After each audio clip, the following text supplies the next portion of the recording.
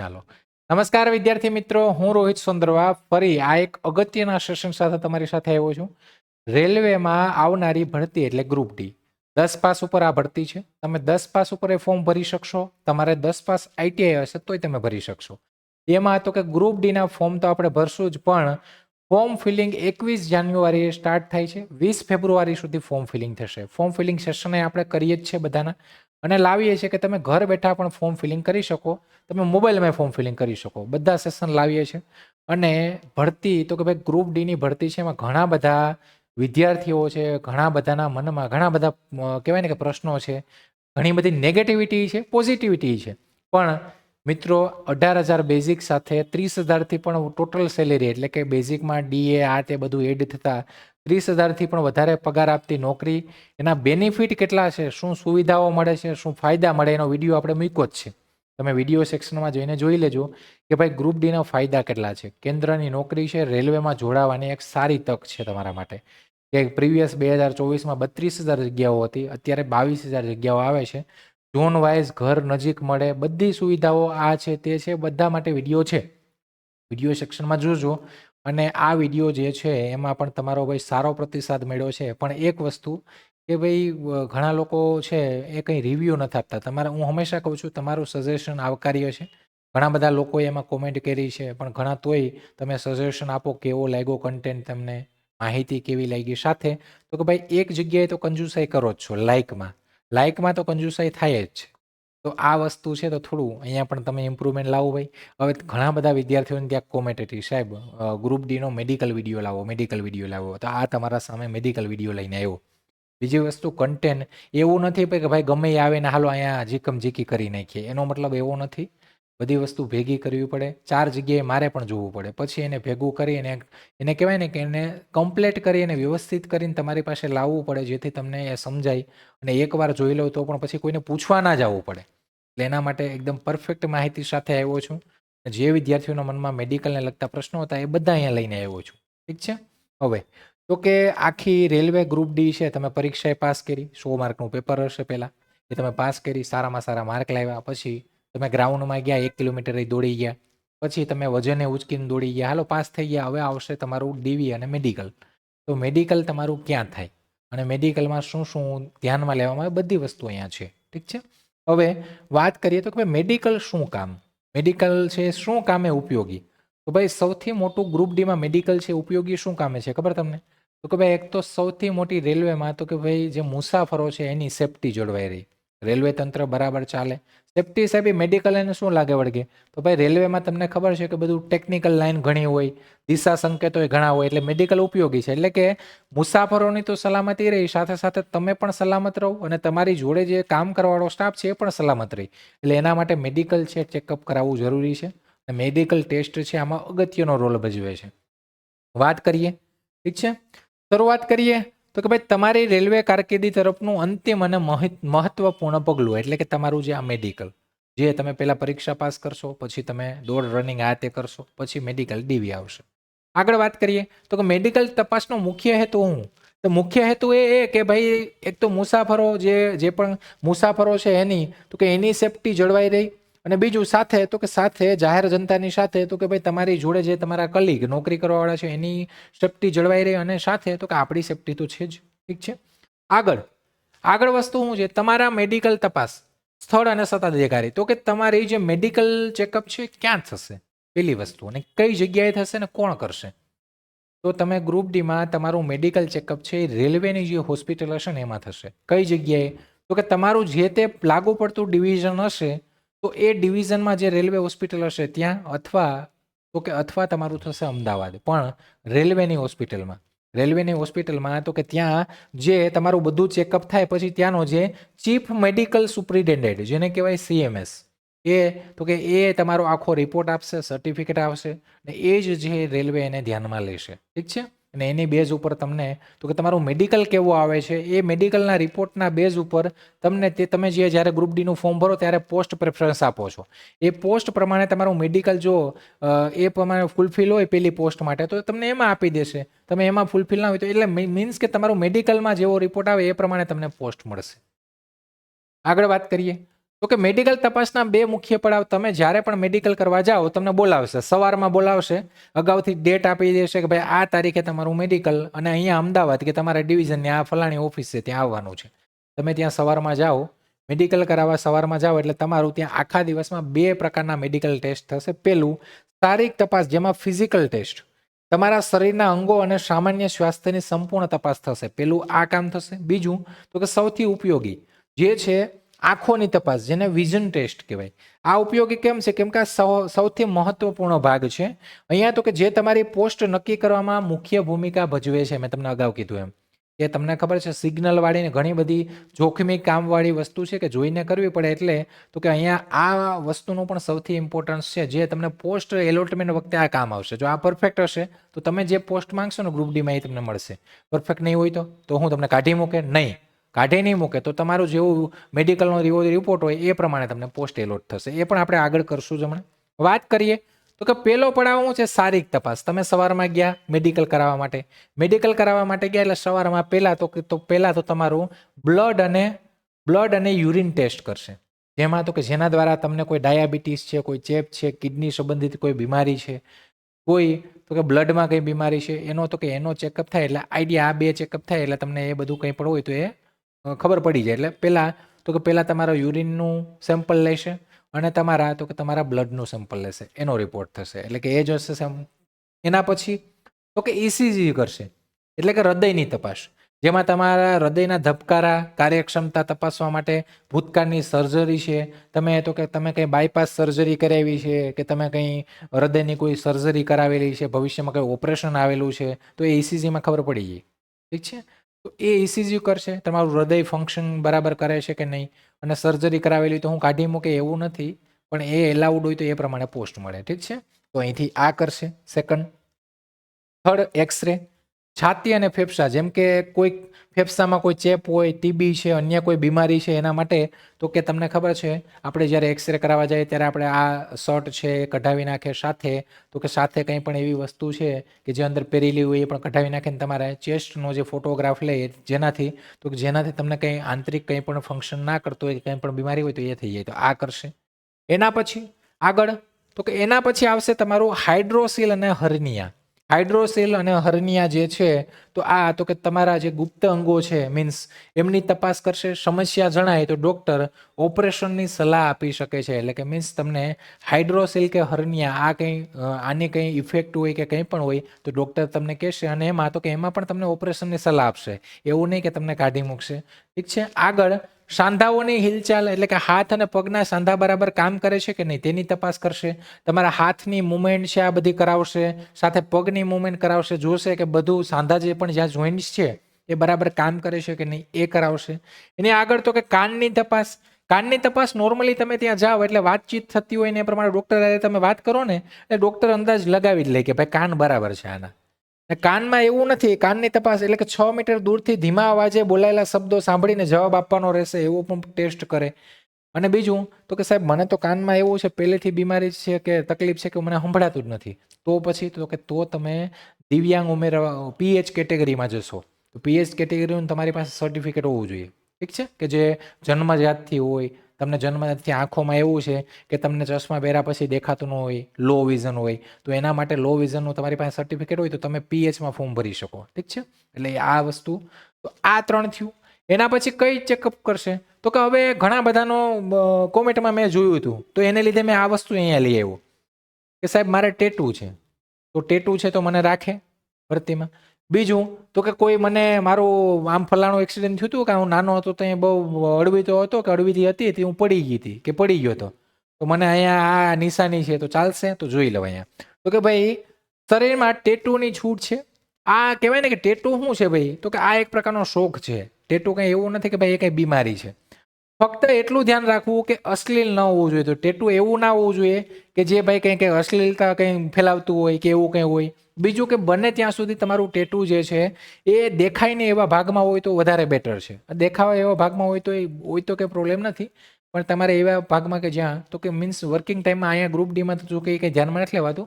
અમુક professional job છે જેવી એમાં ક્યાંક ને ક્યાંક એવું છે, પણ એ કંઈ એટલું બધું ધ્યાનમાં નહીં. ટેટુ એલાઉડ છે. જૂની ઈજા કે ઓપરેશનના નિશાન હોય તો પણ કોઈ વાંધો આવતો નથી, એટલે કે તમને કંઈ ઓપરેશન થયું હોય, કોઈ જૂની ઈજા થઈ હોય તો એના નિશાન હોય તો એ પણ અહીંયા ચાલે છે, એનો કંઈ ઇસ્યુ છે નહીં, તો એ પણ ટેન્શન કંઈ લેતા નહીં. આગળ હવે વાત કરીએ સૌથી મહત્વના ભાગની, એટલે એનો મતલબ તમારા મેડિકલ ચેકઅપમાં શું કરશે, તો કે તમારા બધી વસ્તુ આખું શરીરનું ચેકઅપ છે એ બધું કરશે, blood test, urine test, ECG, x ray, આ બધી વસ્તુ કરશે, અને એ એક તમારું મેડિકલ શરીરનું એટલે કે ફિઝિકલ ફિટ છે તમે, એ તમને ખબર પડી ગઈ. એમાં તમને જન્મજાતથી કંઈ વસ્તુ હોય આ હોય તો એના માટે પીએચમાં તમારે એપ્લાય કરવાનું રહેશે, એ તમને ખબર જ છે, દિવ્યાંગ લોકોમાં પીએચ કેટેગરીમાં આપણે આવીએ. હવે આ મેન છે આંખોની તપાસ, એટલે કે રેલવેમાં તમારી પોસ્ટ કઈ હશે તેનો મોટો આધાર છે એ કોની ઉપર, તો કે એ તમારા વિઝન સ્ટાન્ડર્ડ એટલે કે તમારી આંખો ઉપર છે. આ વિભાગને ખૂબ ધ્યાનથી સમજો. રેલવેમાં તમારી પોસ્ટ એટલે કે તમને કઈ પોસ્ટ મળશે એ ડિસાઇડ થશે અહીંયાથી, પોસ્ટ તમારી ડિસાઇડ થશે અહીંયાથી. આગળ વાત કરીએ તો કે અહીંયા મેં ટોટલી ત્રણ ડિવાઈડમાં પોસ્ટને આ લોકોએ ડિવાઈડ કરી છે, એ, બી અને સી. વિઝન સ્ટાન્ડર્ડને સમજો, ત્રણ મુખ્ય ગ્રુપ છે. ગ્રુપ એ જે છે એમાં A2, A3 કેટેગરી આવે છે, અહીંયા A1 નથી આવતી. A1 છે ને, A1 એ કેમાં આવે, ALPમાં આવે, આસિસ્ટન્ટ લોકો પાયલોટ, જે ટ્રેનનો ડ્રાઈવર કહીએ ને એમાં આવે છે. એ અહીંયા સ્ટાન્ડર્ડ નથી A1, અહીંયા ઓનલી A2 છે ને A3 છે, એટલે કે ઉચ્ચતમ માપદંડ છે ઓપરેશનલ અને સેફટી પોસ્ટ માટે, એટલે કે એકદમ કહેવાય ને સેન્સિટિવ પોસ્ટ છે એના માટે છે આ, જેમાં A1 અને A2 ને A3 આવશે, A1 તો ALPમાં આવશે. ગ્રુપ બીમાં તો કે B1, B2 મધ્યમ માપદંડ મોટાભાગની ટેકનિકલ અને એન્જિનિયરિંગ પોસ્ટ માટે, ઠીક છે. ગ્રુપ સી, તો ગ્રુપ સી C1 ને C2 આ છે ને, આ જે ગ્રુપ બી વાળી પોસ્ટ છે ને એ વધારે પડતી તમારા એમ્પ્લોયી જોડે તમે કામ કરતા હોય ને એમાં ક્યાં હોય તો મીન્સ એવી પોસ્ટ ટેકનિકલ એન્જિનિયરિંગ લાઈનની. C1માં ને C2માં તો કે C1માં વર્કશોપ અને ઓછી ક્રિટિકલ પોસ્ટ, એટલે કે આ તો કે તમારી વિઝનમાં કંઈ ઇસ્યુ આવી તો અહીંયા તો તમને મળશે જ જોબ ગ્રુપ આ સીમાં, ઠીક છે. તો વાત કરીએ તો પેલું તો કે ભાઈ ગ્રુપ એ સૌથી ઉચ્ચતમ માપદંડની વાત કરીએ આપણે A2 અને A3. A1 મેં તમને કીધું A1 ક્યાંય ગ્રુપ ડીમાં છે નહીં, A2 છે અને A3 છે. A2માં ખાલી એક જ પોસ્ટ છે, A2માં ઓનલી વન પોસ્ટ છે, અને એ પોસ્ટ છે તમારી પોઈન્ટ્સમેન, જેને પહેલા દિવસથી તમને કીધું મેં કે આ સ્ટેશન માસ્ટર માટે પ્રમોશન માટે એલિજિબલ છે. આમાં શું છે તો કે અહીંયા આના દૂરની દ્રષ્ટિ તમારી 6/9 હોવી જોઈએ, એટલે કે 6 મીટરથી તમને દૂરથી એક ગ્રાફ બતાવે, એમાં ABCDના કે કંઈ પણ અક્ષરો લખ્યા હોય તમારે વાંચવાના, એક આંખ બંધ કરીને વાંચવાના, બે આંખે વાંચવાના, વિથઆઉટ ગ્લાસીસ, ચશ્મા હશે તો અહીંયા ચાલશે નહીં. કેમાં તો કે પોઈન્ટ્સમેનમાં. બીજું, નજીકની દ્રષ્ટિ 0.6 હોવી જોઈએ. ખાસ નોંધ, ચશ્મા વગર વિથઆઉટ ગ્લાસીસ કલર બ્લાઇન્ડનેસ કે નાઇટ વિઝન ખામી બિલકુલ નહીં ચાલે, એટલે કે અહીંયા તમને કલર બ્લાઇન્ડનેસ છે તો એ નહીં ચાલે પોઈન્ટ્સમેનમાં, અને નાઇટ વિઝન હશે તો એ પણ નહીં ચાલે, ઠીક છે. એટલે કે તમને આ ચશ્માના નંબર હશે તોય તમે પોઈન્ટ્સમેનમાં તમે એલિજિબલ થાવ, એટલે કે એક પોસ્ટ જશે હો, આખી ગ્રુપ ડી નહીં જાય, એ ધ્યાન રાખજો. A3 સ્ટાન્ડર્ડ, A3 સ્ટાન્ડર્ડમાં શું ફરક છે એમાં, તો કે એમાં આસિસ્ટન્ટ ટ્રેક મશીન આ પોસ્ટ આવે છે, ઓનલી એક જ પોસ્ટ છે A3માં. તો A3માં શું છે, દૂરની દ્રષ્ટિ તો એ જ હોવી જોઈએ, નજીકની દ્રષ્ટિ પણ એ જ હોવી જોઈએ. ખાસ નોંધ તો કે ચશ્મા સાથે કે ચશ્મા વગર પણ કલર વિઝન ટેસ્ટ પાસ કરવો ફરજિયાત છે, એટલે કે અહીંયા બંને પોસ્ટમાં A2માં અને A3માં ખાલી ફરક એટલો છે કે ભાઈ અહીંયા ચશ્મા વગરના ચાલે, ચશ્માવાળા ન ચાલે. અહીંયા તો કે અહીંયા ચશ્મા તમે પહેર્યા હોય તો ચાલે એમ, પણ કલર બ્લાઇન્ડનેસ તો બેમાં તમારે ફરજિયાત પાસ કરવું પડશે. ડન. તો આ બે પોસ્ટો થઈ A2 અને A3 ઉચ્ચતમ. હવે બે પોસ્ટ ગઈ, પછી આવ્યું ગ્રુપ બી અને સી, અન્ય ટેકનિકલ અને વર્કશોપ પોસ્ટ માટે. ગ્રુપ બીમાં તો કે B1 ને B2 સ્ટાન્ડર્ડ. આમાં શું છે તો કે એમાં B1 જે છે એમાં તમારું વિઝન 6/9 હોવું જોઈએ અથવા 6/12 હોવું જોઈએ, ચશ્મા સાથે અથવા ચશ્મા વગર, ચશ્મા હોય તોય ચાલે, ના હોય તોય ચાલે. કલર વિઝન પાસ કરવું જરૂરી છે, જેમાં B1 હોય ત્યાં કલર વિઝનની ટેસ્ટ છે પાસ કરવી પડે. કલર વિઝનનું કોઈને ખબર ના પડતી હોય સાહેબ કલર વિઝન એટલે શું, તો એના માટે તમે કલર વિઝન ટેસ્ટ છે એવું ગૂગલમાં સર્ચ મારજો એટલે ફોટા આવી જશે, એમાં તમને બધા આંકડા દેખાય, તમને કલર વિઝન નથી, ઠીક છે. B2 આ કહેવાય ને કલર વિઝન છે ને એ વંશાનુગત છે, એ વારસામાં મળે એમ તમને, એટલે તમારા મમ્મી પપ્પાને હોય અથવા તમારા મામાને હોઈ શકે, તમારી મમ્મીના ફેમિલીમાં અથવા પપ્પાની ફેમિલીમાં હોય, આવું પોસિબલ છે, એનો કોઈ ઇલાજ નથી. B2 તો B2માં દ્રષ્ટિ 6/9, 6/12, ચશ્મા સાથે ચશ્મા વગર. ખાસ નોંધ, આમાં કલર બ્લાઇન્ડનેસ તો કે કલર બ્લાઇન્ડનેસ હોય તો ચાલે, જ્યાં B2 હશે એમાં કલર બ્લાઇન્ડનેસ ચાલે, એટલે એનો મતલબ કલર બ્લાઇન્ડનેસ વાળા ગ્રુપ ડીમાં ચાલે છે. પણ બાયનોક્યુલર વિઝન ટેસ્ટ પાસ કરો. બાયનોક્યુલર વિઝન એટલે શું? તો કે ભાઈ નજીકનું વિઝન તમારું એકદમ પરફેક્ટ હોવું જોઈએ. અને બાયનોક્યુલરમાં એવું છે કે આમાં કયા ટેસ્ટ થશે એ પણ હું તમને આગળ કહી. બાયનોક્યુલરમાં શું આવે, પછી આંખોના ટેસ્ટ કેવા પ્રકારના, એના ફોટા સહિત સમજાવ્યો બધું. ગ્રુપ સી, તો કે ભાઈ ગ્રુપ સી એવું છે કે ગ્રુપ સી ને C2 એવું છે, વર્કશોપ પોસ્ટ. આમાં ચશ્મા હોય તોય ચાલે, ના હોય તોય ચાલે, કલર બ્લાઇન્ડનેસ હોય તોય ચાલે. ઠીક છે, એટલે કલર બ્લાઇન્ડનેસ વાળા જે હોય એ પણ અહીંયા ફોર્મ ભરી શકે. સાથે લસિક સર્જરી કરાવેલી હોય તો એ પણ અહીંયા ચાલે. તમે કોઈ લસિક સર્જરી એટલે કે તમે આંખો માટે તમારા નંબર કાઢવા માટે કોઈ સર્જરી કરાવી હોય, કે તમે પાસ્ટમાં ભૂતકાળમાં કંઈ આંખોની સર્જરી કરાવી હોય તો એ પણ અહીંયા એલિજિબલ છે. મે બી અહીંયા B2 જે સ્ટાન્ડર્ડ છે એમાં પણ લસિક સર્જરી ચાલે છે. એટલે કે આ કલર બ્લાઇન્ડનેસ હોય તોય તમે ગ્રુપ ડીમાં એલિજિબલ છે. તમારી લસિક સર્જરી કરાવી હોય તોય તમે ગ્રુપ ડીમાં ફોર્મ ભરી શકો. પણ હવે આમાં સાહેબ આની બહારનો એક પ્રશ્ન એવો કરી શકો કે સાહેબ મારે તો ચશ્મા હોય તોય લો વિઝન છે, તો એના માટે તમારી પાસે સર્ટિફિકેટ હોવું જોઈએ PHનું, એટલે કે મીન્સ દિવ્યાંગ તરીકેનું. તો એમાં તમને જે વિઝનનું ખામી હોય એવું સર્ટિફિકેટ હોય તમે એમાં ફોર્મ ભરવાનું. વિઝન ટેસ્ટ, તો આ તમારી ડિસ્ટન્સ ટેસ્ટ છે, જે 6x9, 6x9, 6x12 આવી રીતના 9 મીટર અથવા 12 મીટર, 6 મીટર. તો આવી રીતના એક બોર્ડ હોય, એમાં ABCD ના અક્ષર લખ્યા હશે કે કંઈ પણ લખ્યું હશે, એ તમારે તો કે તમારે દૂરથી 6 મીટર દૂર રાખેલા ચાર્ટ પરના અક્ષરો વાંચવાના, એટલે કે 6 મીટરથી દૂરથી વાંચવાના, 6x9 એટલે. અહીંયા પછી કલર વિઝન.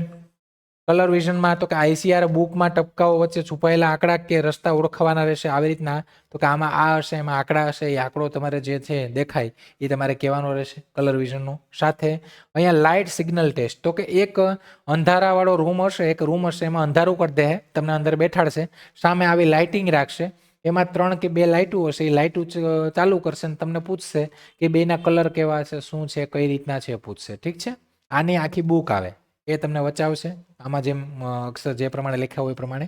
આમાં તો કે આમાં તમને આખી લાઇટિંગ કરાવે, બે હોય અથવા 3 હોય, એમાં તમને પૂછે આ કઈ લાઇટ છે, ઉપરની વચ્ચેની આ કઈ છે.